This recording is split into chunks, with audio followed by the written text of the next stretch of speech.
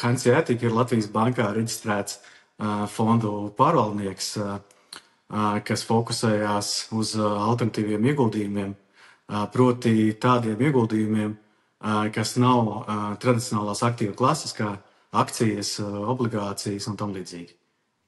Bet jūs jau droši vien kaut kā nišējaties. Nav tā, ka jūs visu plašu alternatīvu ieguldījumu lauku aptverat. Jā, šobrīd galvenais fokus ir nekustamais īpašums. Hanseatic ir reģistrējis Nasdaq CSD Latvijā pirmo īri dzīvokļu ieguldījumu fondu. Un jā, šobrīd tas ir mūsu primārais fokus. Nekustamais īpašums, vai tur ir kāds iemesls, kāpēc izvēlējāties šādu investīciju veidu, vai tur ir pieredze, vai labs atdevis, vai kaut kādas citi iemesli? Jā, šobrīd ir ļoti interesanta situācija tirgū, kur pateicoties Euribora kāpumam un attiecīgi problēmām attīstītājiem, ir labas iespējas šobrīd iegādāties dzīvokļus. Tāpēc arī mēs esam šobrīd izvēlējušies šo segmentu, jo mēs redzam, ka šobrīd iegādājoties kvalitatīvus objektus, mēs varēsim panākt ļoti labu ienesību 5 gadu periodā. Tas ir, vai es pareizi sapratu to, ko darīja savulaik Blackstone, kad viņi brauca uz Eiropu un pirka nekustamos īpašumus Londonā. Viņi prasīja, kāpēc jūs tā darat. Viņi teica, tāpēc, ka jums ir uzkāpis Eiribors un mums ir ļoti izdevīgi šobrīd iepirkties. Tas ir tas pats stāsts? Lielā mērā, jā. Principā šis ir šobrīd pircēja tirgus, kur piedāvājuma pusē ir diezgan liels pārpalikums un attiecīgi fondiem ir iespējas ieiet tirgu par pievilcīgām cenām, izvēlēties kvalitatīvākos objektus. Un kopumā, ja šīs problēmas principā ir izteikts visā Eiropā dēļ Eiribora, tad Latvijā papildus spēlē faktors, kad pie mums jau pirms tam šie objekti bija lēti. Un, ja mēs šobrīd varam iegādāties kaut ko vēl ar atlaidēm, tad tas ir ļoti pievilcīgs piedāvājums. Tā kā dubulti izdevīgi. Saka, vai jūs darbojaties arī attīstīšanas virzienā, ja es par tiem īres namiem tā interesējos, vai tas ir tikai pircēju tirgus? Jā. Šobrīd pirmais fonds mums ir fokusēts uz dzīvokļu iegādi objektos, kas jau ir attīstības stadijā vai tuvu nobeigšanai, taču jau mēs šobrīd strādājam pie nākošā fonda, kas būs fonds, kas attīstīs objektus no nulles īrēji. Un šeit mums tā vīzija ir tāda, ka brīdī, kad šobrīd esošais piedāvājums dzīvokļu tiks iztirgots, tad principā, ko mēs redzam pēc kādiem 2-3 gadiem, jau mēs varētu sagaidīt kādu dzīvokļu iztrūkumu tirgu un attiecīgi, principā jau šodien ir laicīgi jāgatavojas šai situācijai. Jā. Vai jums ir arī plāni darboties varbūt kā partneriem publiskās privātās partnerības projektos, jo tagad ir man liekas, ka pašvaldības arvien vairāk tieši izziņo plānus par to, ka būs šie te nami, būs viņi agri vai vēl jāceļ, ar viņiem ir iztrūkums, tur ir deficīts liels. Kā ir? Jā, mēs ļoti pozitīvi skatāmies uz programmām, ko šobrīd piedāvā Altum. Es saprotu arī, ka tiks novirzīts papildus līdzekļi šiem objektiem, bet jāsaka, ka šobrīd šie primāri ir ieguldījumi reģionos, kur, protams, ir arī savas nianses. Mēs uz to skatāmies, bet primāri šobrīd mums ir fokus uz Rīgu. Ja es, piemēram, kā investors gribētu piedalīties, man ir iespēja fondā iekļūt? Jā. Parasti alternatīviem ieguldījumiem ir salīdzinoši augstas ieejas biļetes. Ja mēs paskatāmies ārvalsts, tad bieži vien tas ir pat 1 miljons vai 5 miljoni. Tad mūsu gadījumā mums šis solis ir salīdzinoši zemāks, tie 20,000. Tā kā jā, principā ir iespēja piedalīties īres tirgū, kur vai tiek attīstīts un attiecīgi pēc tam profesionāli pārvaldīts. Parunājot par atdevēm, ļoti interesanti izklausās, ja man, piemēram, ir atbilstoši līdzekļi, un es patiesībā redzu, ka man arī ir interese, piemēram, infrastruktūras vai nekustamā īpašuma virzienā skatīties. Man liekas, ka jūs esat ļoti labs ķēriens. Tad kā tur ir ar tām atdevēm un piedalīšanos, kāda tur ir nosacījumi?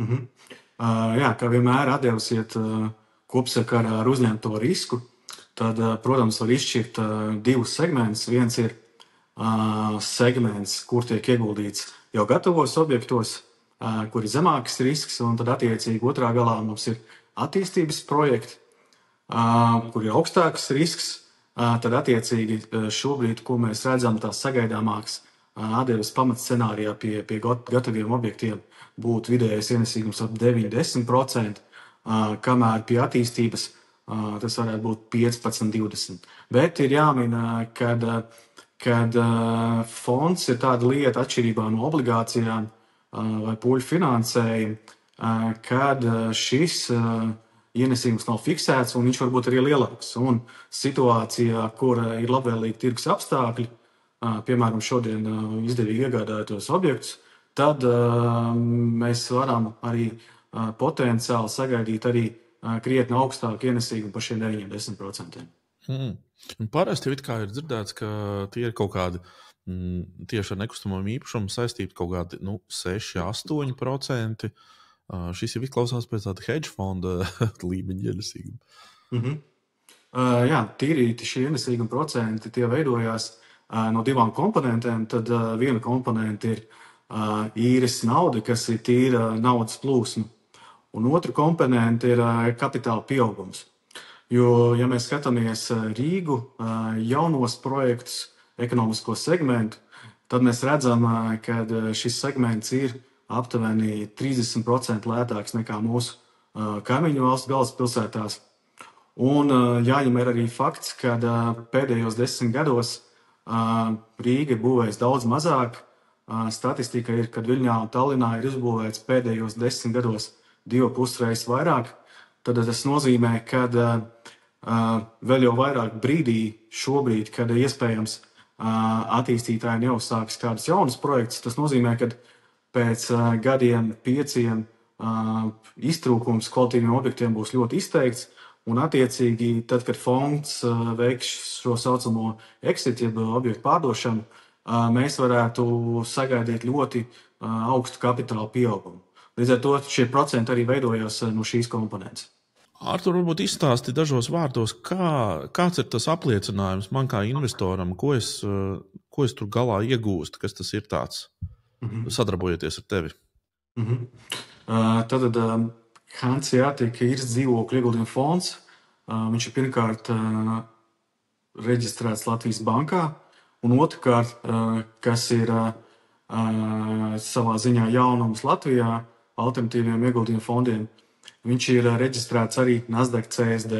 Tad tas ir pilnvērtīgs pārvedams vērtspapīrs, kuru ieguldītājs tur savā vērtspapīra kontā vai nu bankā vai brokeru sabiedrībā, kuru var pēc tam arī salīdzinoši ērti pārdot kādam vai pārvest, un tādējādi, var teikt, nodrošinot pārredzamību gan turēšanā, gan pārdošanā. Principā, ja tā mēs salīdzinām, man ir visas tādas pašas iespējas un tiesības rīkoties ar šo vērtspapīru, kā piemēram ar obligāciju vērtspapīru, vai ne? Arī kaut kādu otrreizējo tirgu, tur pēc tam un tā tālāk attīstīt, vai ne? Jā, tieši tāpat arī līdzīgi kā akciju sabiedrībām ir tiesības piedalīties ieguldītāju kopsapulcēs, balsot un piedalīties lēmumu pieņemšanā. Tā ir ļoti liela priekšrocība, atšķirībā no vienkārši, kā saka, aiznesu naudu fondam. Fonds kaut ko rīkojās, kaut ko dara un tik raksta man atskaites. Tādā ziņā, man liekas, arī ļoti liels iegūms. Kā ir tā, kad investoriem ir parasti kaut kādi nosacījumi, mēs runājam par ieejas biļeti, bet kā ir ar rezidentiem un nerezidentiem? Kā jūs uz to jautājumu skatāties? Jā, mums primāri mājas tirgus ir Baltija, Un mēs principā ieguldītājus arī sagaidām no šīm valstīm. Nerezidenti šobrīd nav mūsu uzmanības lokā, bet jā, gan uzņēmumi, gan privāti personas, kas ir Baltijā, droši var iegādāties šīs apliecības. Tas nozīmē, ka teiksim, arī institucionālie investori var ar jums veidot attiecības, ja? Tā es saprotu. Jā, tieši tā. Tu jau arī pieminēji kaimiņu valstis, vai tas nozīmē, ka jūs investējat arī kaimiņos, ja jūsu fokus ir tikai Latvija? Mēs šobrīd redzam, ka Latvija ir unikālā situācijā, kur tirgus ir izteikti lētāks, ir zemāka konkurence. Līdz ar to šobrīd fokus ir primāri uz Rīgu un Latviju. Jā, skaidrs.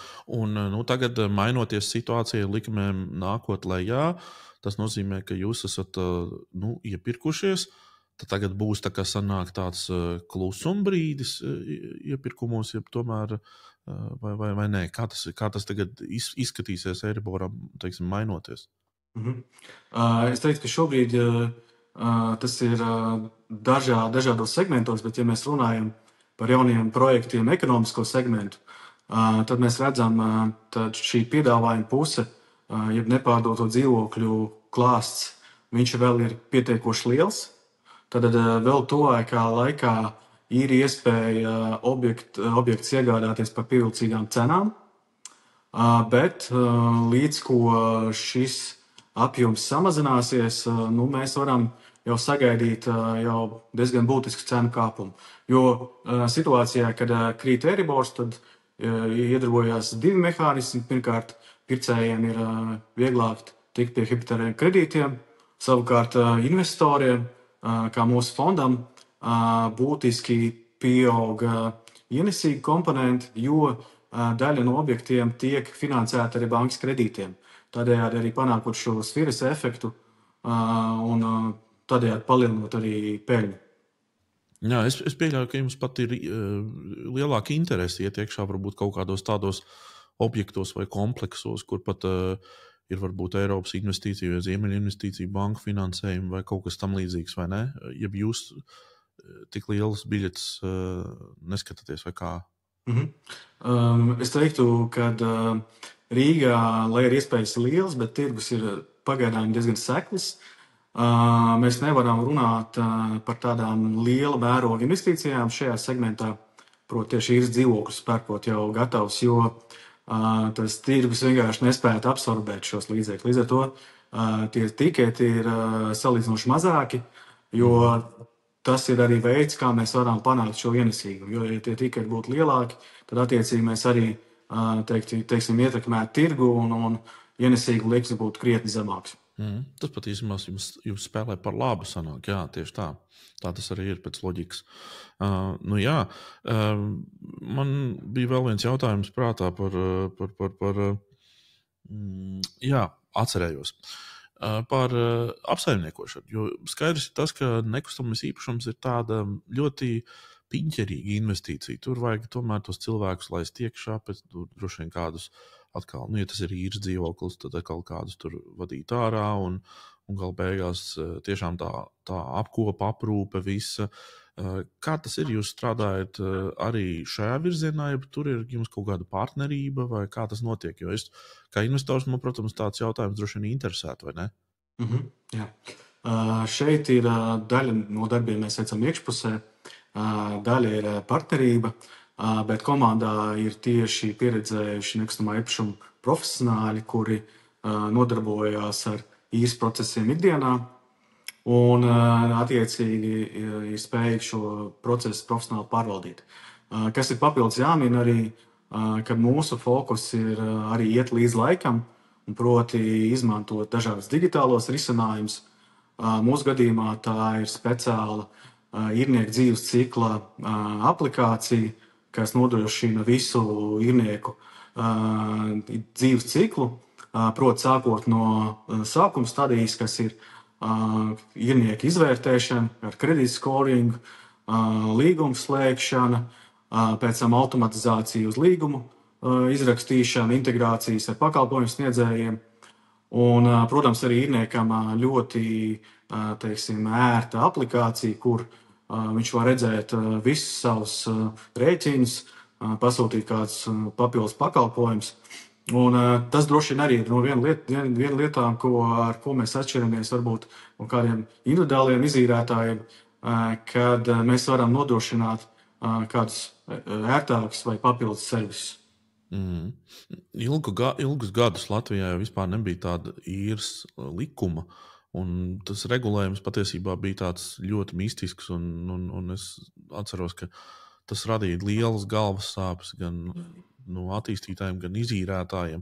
Un tagad tā situācija ir mainījusies un ir uzlabojusies. Kā tu vispār vērtē tādu kopumā īres tirgu un to Latvijā? Jā, principā dēļ šīm vēsturiskajām problēmām ar likumdošanu var teikt, ka šis tirgus ir izteikts privātpersonu tirgus un nav īsti profesionālie izīrētāji. Ja mēs paskatāmies to pašu Vāciju, ja, kur cilvēki pamatā īrē dzīvokļus, tad viņi to parasti dara visbiežāk no profesionāliem izīrētājiem, tādiem pašiem investīciju fondiem. Tur ir zināms zīmoli. Ja, ja mēs tā padomājam, īre tā ir diezgan būtiska patērētājiem izdevuma sadaļa.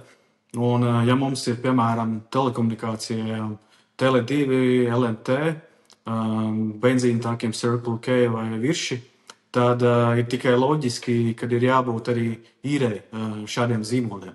Un ko mēs redzam Rietumē Eiropā, tā tas ir attīstījies.